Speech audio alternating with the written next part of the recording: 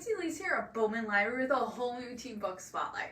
So this week we're continuing with the series we started 2 weeks ago, and that is going through the alphabet with a book title that starts with each letter of the alphabet. So we are at part 2 this week. We are focusing on books that are titles now G through L. And again, we have a variety for you this week. There's a little something for everyone. Some of you never heard before, and you might be inspired. Again, that's what I love about this series that we are doing. So let's get started. I want to talk some books, okay? So our first one, again, kicking off with the letter G, we are taking off with Girls Who Run the World. These are 31 CEOs who mean business. And what I love about this book, it's a nonfiction book. It's an amazing collection that brings you the profiles or short biographies. Each has like maybe 6 to 7 pages for each individual. There's 31 female CEOs who run a variety of businesses, from people like Carol Golden, who's the CEO of Hint Water, to Katrina Lake, who's the CEO of Stitch Fix. Yeah, we've seen those commercials. Or Leslie Blodgett of the makeup company Bare Minerals, okay? So not only will this book give you inspiration, they'll give you their stories. Like, some went to college, some didn't go to college. Some had numerous businesses before this one that was actually successful, and the rest weren't. Like, they don't give up. They didn't give up on their dreams and their passions, and you will get encouraged to do the same in this. It will also give you some insight on what it takes to start your own business, as well as maybe light a fire under the entrepreneurial spirit and dreams you have, because anyone can be an entrepreneur. If you have an idea, the passion, the desire, it can happen. So this is just another reminder that you can do anything you put your heart and soul and dreams into. An amazing collection. This is Girls Who Run the World. The next one we have is The Honeys. So twins Caroline and Marshall, who goes by Mars, grew up every summer going to this exclusive and very expensive summer camp in the Catskill Mountains of New York State, and it was called the Aspen Conservatory. Now, as the years went on, they grew older, and Mars stopped going to Aspen, while Caroline keeps going. This summer, though, that our story takes place, something different happens. Because when Caroline returns home unexpectedly, then she tries to kill Mars, and in the process she kills herself. Everyone is stunned. Her parents keep it a secret. They make up the excuse that she died of cancer because they don't want anyone to know what really is going on. Utterly confused, Mars decides they're going to go up to Aspen and figure out what exactly is going on. And as they get up there, they start to discover secrets about the camp and the group of Caroline's friends called the Honeys. And as they start to discover things, they become more integrated into the camp, how they are now. Things that are way darker than ever could be imagined start to show themselves. Now, this psychological horror thriller is one that will keep you guessing. There's so many different levels and layers to this book. That's the best way I can describe it. There's some horror, there's some psychological in there, but there's also some explorations on grief. What it defines your identity. It's just, yeah. If you want a book that's intricate without being intricate, yeah, this one right here. You will not be able to stop reading this one. This is Ryan LaSala's newest one, The Honeys. I Am Alfonso Jones. Okay, so in this timely and realistic graphic novel, Alfonso is a freshman in high school. He's excited to try out for his class hip-hop themed Hamlet production, and he's getting ready for his dad to be released from prison.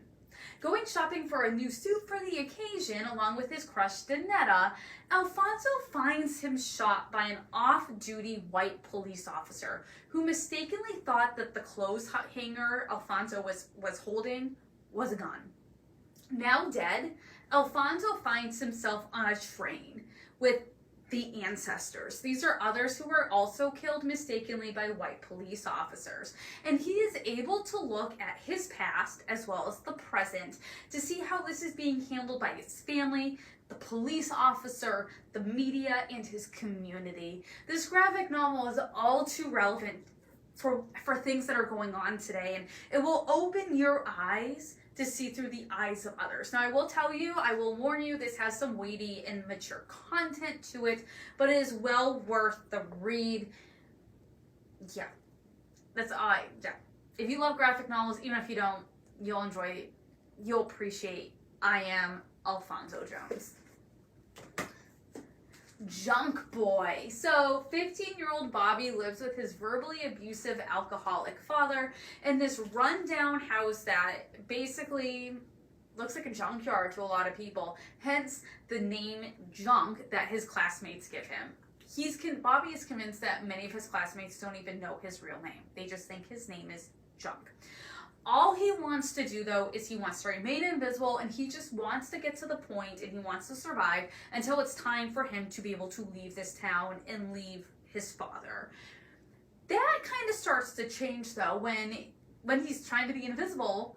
He witnesses his classmate Rachel get slapped by her mom when she is caught kissing another girl. The two of them start to bond over their outsider-ish status and all of their family problems.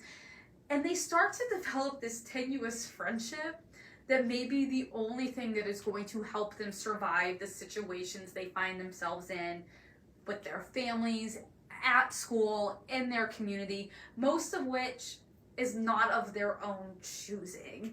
This amazing and beautiful, realistic novel in verse is one that will open your eyes to maybe what is going on, maybe even with the person sitting next to you in your class. Like, you don't know what someone is honestly going through. Again, even if you don't like poetry, I've talked about this. A novel in verse, Junk Boy is an amazing one. Junk Boy. Oh, the Killing Woods. Oh, so good. So Emily wakes up one morning. She sees her dad coming out of the woods carrying the body of a teenage girl. Not a good situation.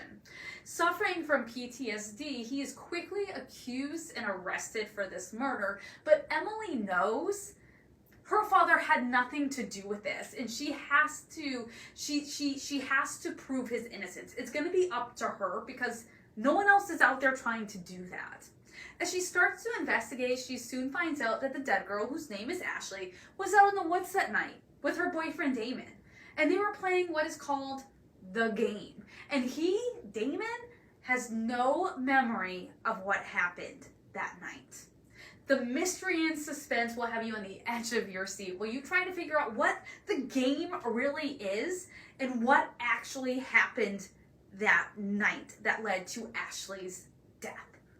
You will be on the edge of your seat. You won't be able to stop reading. You will want to get to the end. You'll be trying to figure it out with Emily at the same time. The Killing Woods.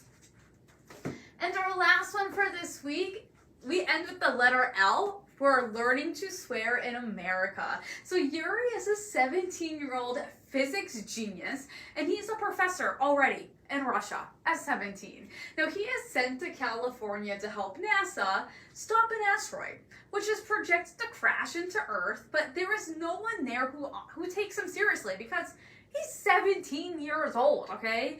It is there, though, that he starts to actually act his age for the first time ever. And he goes out. He even meets a girl named Dobie who makes him think outside of the box he finds himself usually placed in.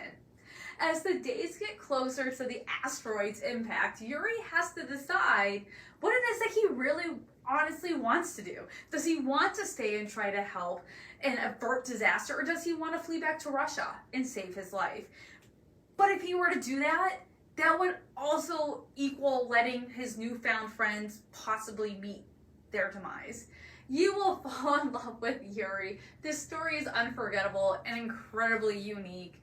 Loved this one. This is learning to swear in America.